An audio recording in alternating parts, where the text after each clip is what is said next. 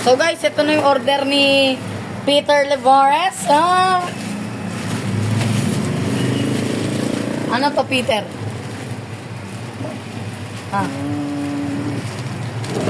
Kusina. Buzina.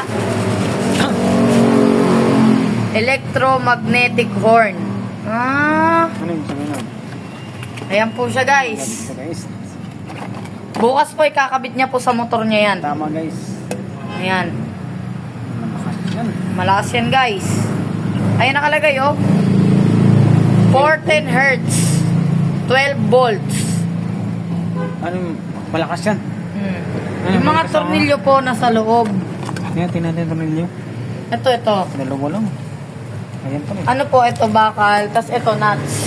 Dalawang nuts lang. O, ba't dalawang nuts lang? Dalawa lang naman yan ah. Oh. Yun lang, guys. Bukas, abangan nyo po. Magsa-soundcheck si Pedro ng ano niya, ng motor niya. Ipopost niya po sa Facebook, TikTok, tsaka YouTube niya.